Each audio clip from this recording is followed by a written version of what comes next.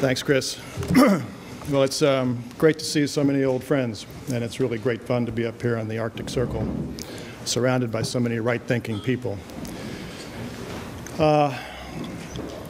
We are privileged to be among the world's leading experts on the rigging of the gold market by central banks and their agents, plus some first-rate economic thinkers who can tell us what to expect upon the inevitable failure of that rig. Now, I don't have anything to add to what these experts and thinkers have to say about those issues. Instead, I'd like to talk about the way forward for GATA as I see it. I speak as an early and as a longtime supporter and as a direct beneficiary of what GATA has achieved to date in its capacity as what has to be the noisiest and the crankiest educational charity in the history of the Internal Revenue Code. I stumbled onto it about the same time I stumbled onto gold back in the late 1990s. I was on the prowl for a profitable trade.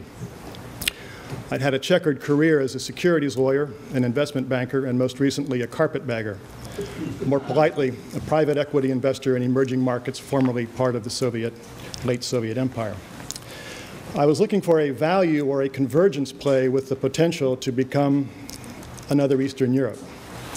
Gold jumped out as a natural. There was no market more out of whack then or now than gold. There was even a fat old lady singing at the time in the form of the Bank of England dumping the Crown's reserves.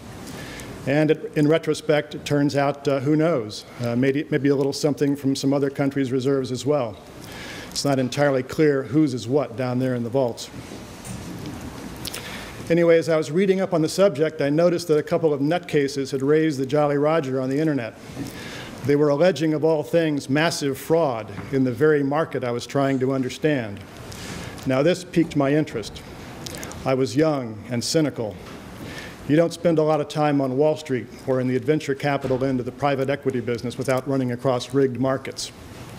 In fact, if there was a price-fixing cartel at work, so much the better. A nimble outsider can make good money busting or riding cartels. But as I got into it, I learned the gold market was not like, say, amino acids or potash. Here, the price of an asset was being suppressed, not supported, and not by users, but by owners, and not for obvious reasons. I'd never run into this pattern before. If you own a lot of something, why run a cartel to keep its price down? I quickly came in contact with other people who'd homed in on GATA's beacon. They helped me to understand the bigger picture, that gold is money, real money, and as such poses a mortal threat to the fiat dollar-based monetary system.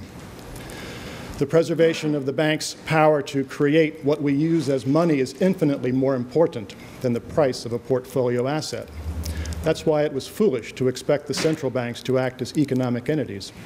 The only reason the banks held on, or pretended to hold on, to their gold inventories was to maintain their control over the market and to keep the exchange value down in relation to their competing paper franchise. This realization was part of a greater intellectual awakening that put the rig in context.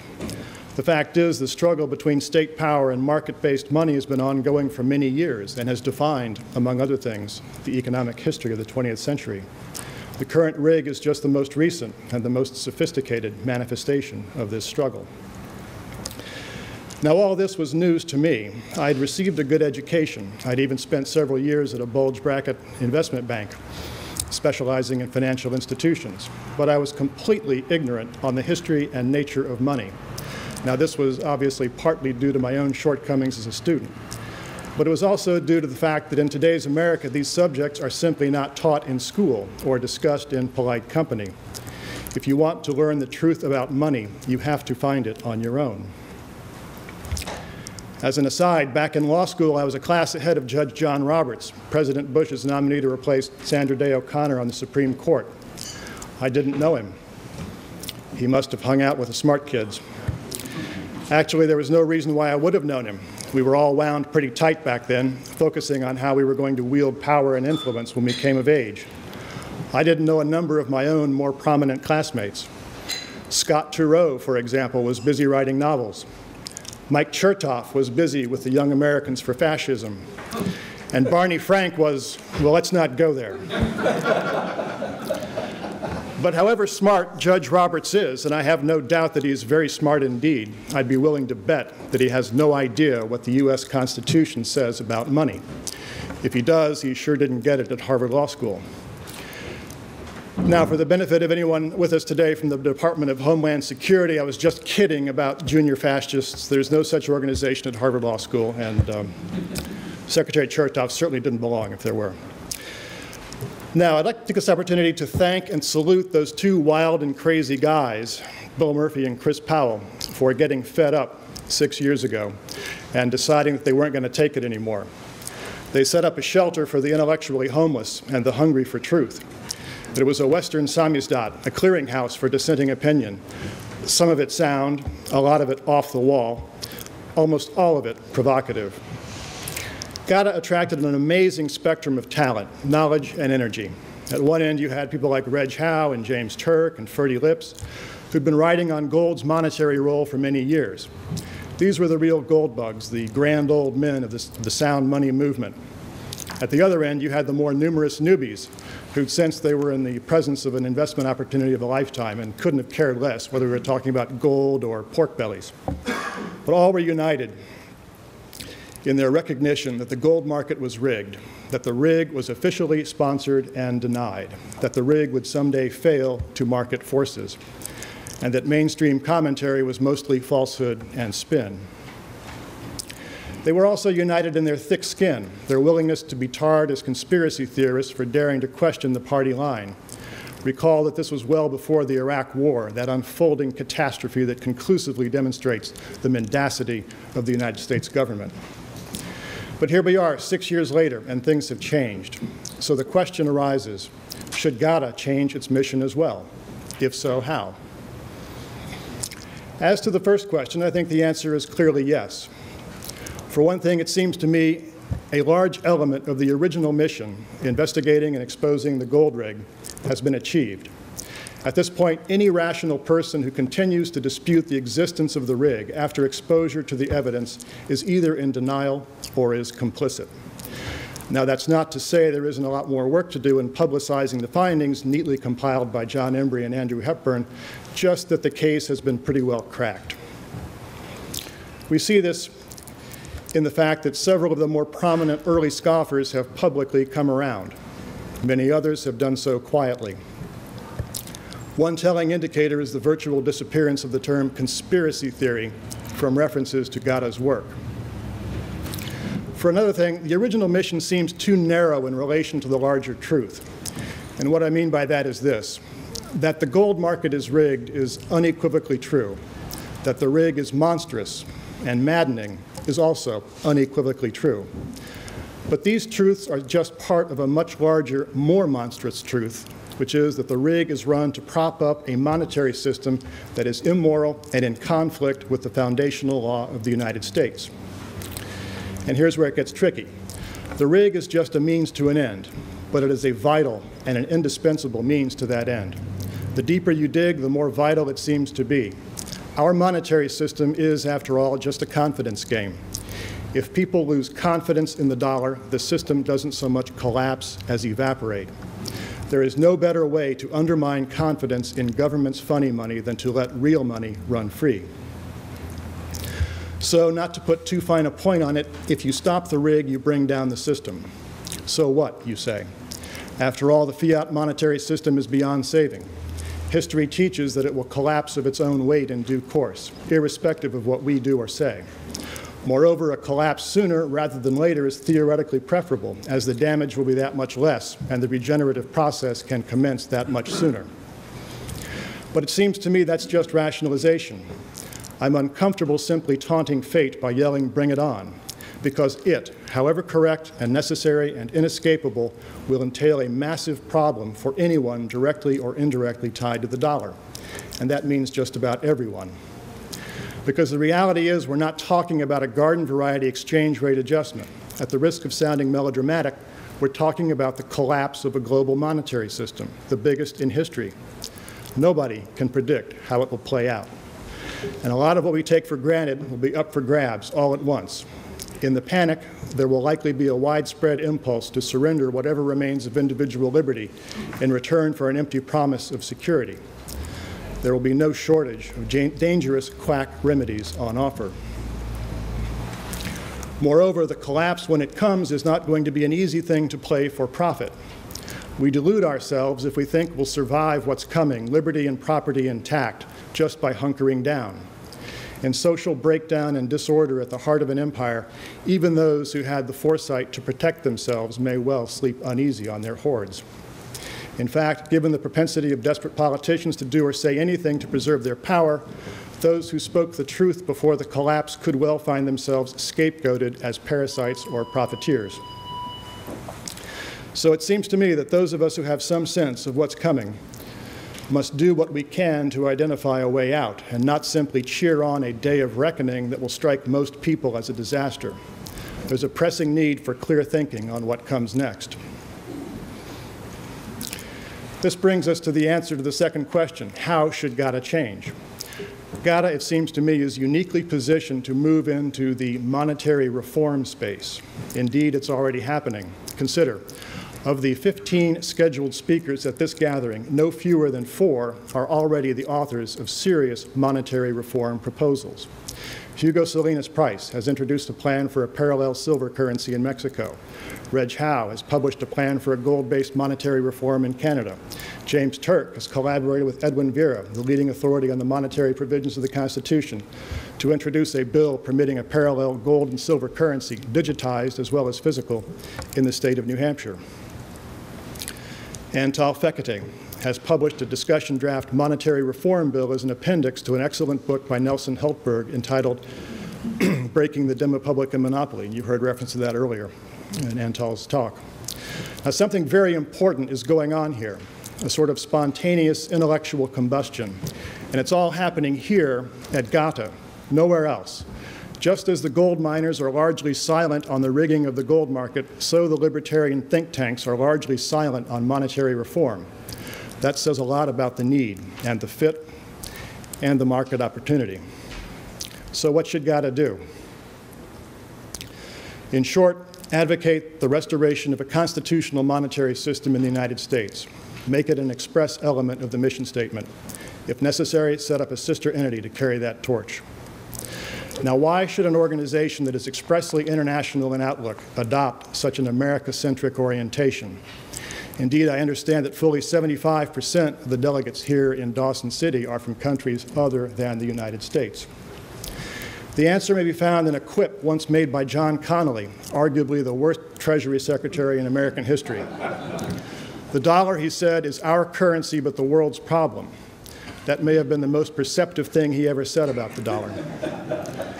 The fiat dollar is indeed a global problem, but it has its headquarters in the United States.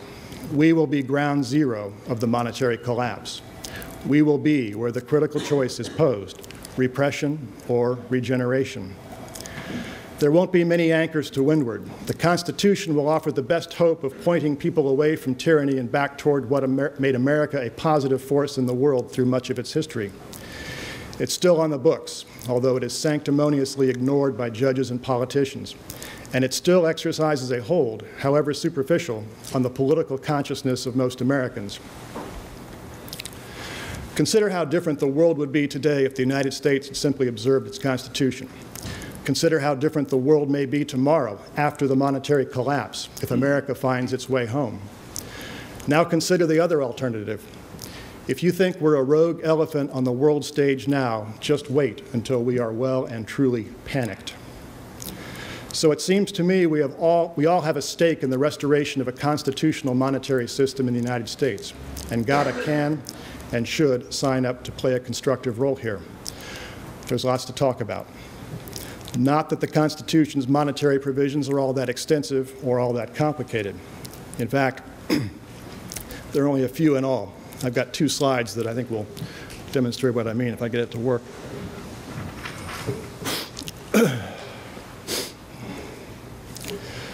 This first slide of only two shows a before and after comparison of the language that relates to the power of Congress to issue paper money. The before text comes from the Articles of Confederation, the predecessor to the Constitution. And here it's helpful to recall that the Constitution did not spring whole from the framers' foreheads at the Philadelphia Convention in 1787. It was a carefully studied and extensively debated successor to this original charter. The Articles had been adopted 10 years earlier, shortly after outbreak of the Revolution, and had formally governed relations among the states since 1781. Now, the words used in these old documents carry slightly different meanings today, but their original meanings is clear enough, especially when considered in context. We see here in the language of the before text that Congress had originally been given the explicit power to issue paper money, so-called bills of credit. The states also had that power by virtue of the fact that the Articles nowhere said they didn't. The Articles made clear that any power not specifically delegated to the Congress was retained by the sovereign states. Now, we've already heard Jim Turk make reference to this, but in the years running up to the Constitution, or up to the Constitutional Convention, both Congress in the notorious continental currency and the several states in a profusion of unbacked paper emissions had taken full advantage of this power. The result was a disaster. The delegates who had arrived in Philadelphia straight from their home states that were suffering varying degrees of financial and economic distress were determined to implement a lasting monetary reform. And one of the first things they did, right here in Article 1, was take away from Congress the power to issue paper money by deleting the language "or to emit bills."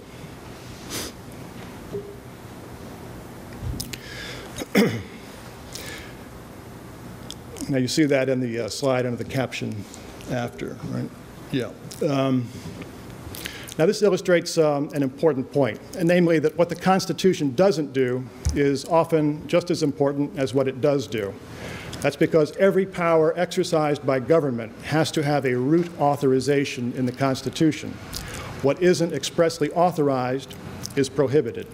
That's the genius of the limited state conceived by the framers.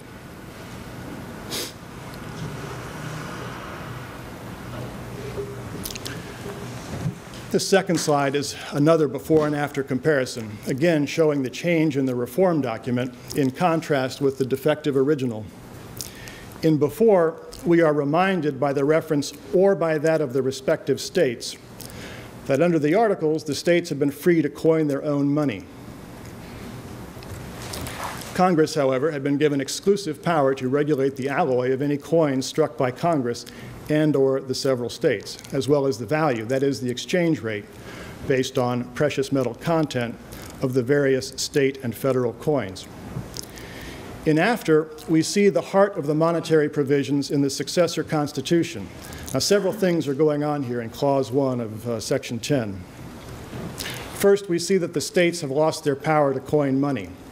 Second, we see that the Congress retained that power, as well as the power to regulate the value, the exchange rate, again based on precious metal content, of coins that it struck, but this time as against the foreign coins that were then in general circulation, rather than the coins struck by the states. Third, we see that the states were explicitly denied the power to issue paper money. Finally, and this is one of the most intriguing provisions of all, we see that the states were denied the power to make anything but gold and silver coin a legal tender, which would include, I would point out, anything issued by the federal government. By the way, this gold and silver clause is the basis for the monetary reform proposal that James Turk and Edwin Vera are working on in New Hampshire. Now, believe it or not, that's it. That's the sum total of the core monetary provisions of the Constitution. You now know more about this subject than almost all of the guys in charge in Washington. As my Canadian friends would say, sobering thought, eh?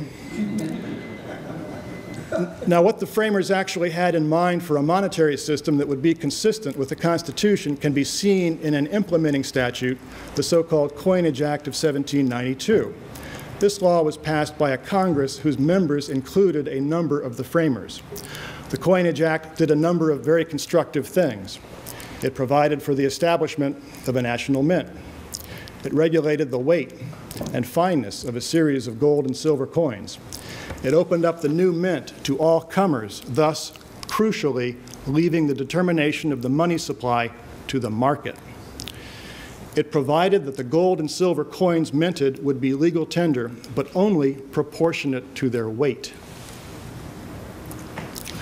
Nobody's perfect, though, not even the framers in the early Congress. The Coinage Act, in addition to getting a number of things right, also made a very grave error. It attempted to regulate directly the value ratio between gold and silver coins rather than properly leaving this process to the market. The results over the next succeeding 200 years were poor, to say the least. I would point out that this error is corrected in the modern discussion draft that Antal Fekete has prepared in the appendix that I mentioned previously. So you can see we have lots to talk about. Just to say you're for a constitutional monetary system doesn't really say anything about its specific form and content.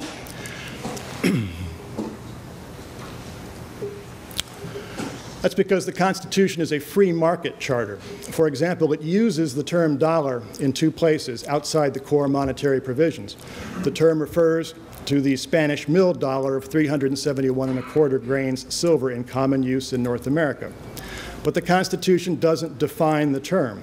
It doesn't even define money, other than to say it's something that is coined rather than printed. No, the Constitution takes money as it finds it in the market and empowers Congress to coin it as well. In fact, the Constitution really doesn't care what people use in their private dealings. Now, in a legal system in which all powers exercised by or on behalf of the state must derive from a specific enumerated power in the Constitution, the absence of authority to issue fiat money or to establish a central bank should have been enough to keep these things from becoming the defining features of our monetary system. Instead, over the years, politicians and judges turned the Constitution upside down, either ignoring it altogether or pretending that it permitted anything not expressly prohibited. So given where we find ourselves, we have a number of issues to sort out if we're going to return to a constitutional system. I'll just throw out two big ones that I find particularly interesting. First is, how should we separate bank from state? Now, it's not enough to recognize that there is no authority in the Constitution whatsoever for the establishment of a central bank. We have one, and its carcass will still be with us following the collapse. Now, there are to date two main schools of thought. One is the let it die a natural death school, which is found in the writings of Edwin Vera and Antal Fekete. The notion is once you reintroduce real money, the paper garbage will soon enough be seen as such and wither away. This is the concept underlying parallel currencies. In fact, it's the concept that animates each of the four reform proposals that are now in circulation. The other school is the drive a stake through its heart school.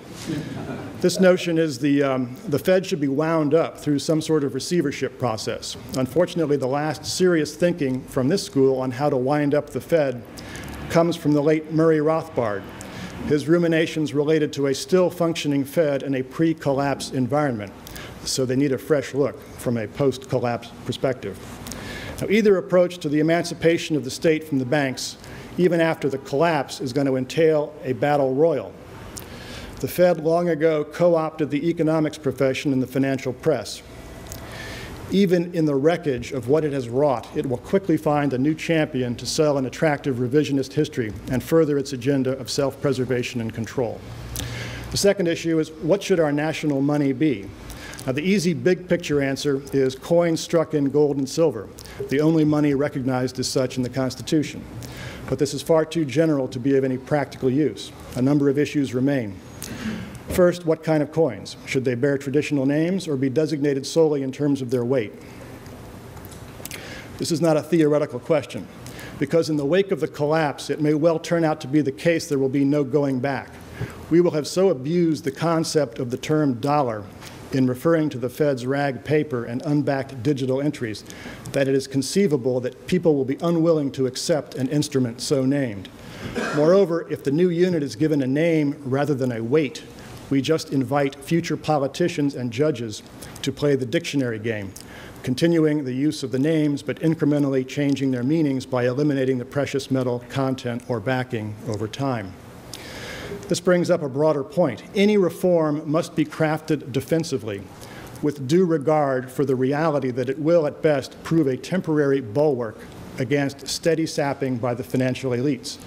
Sooner or later, whatever reform, if any, emerges from the collapse will meet the same fate as the original reform that was embodied in the Constitution some 200 years ago.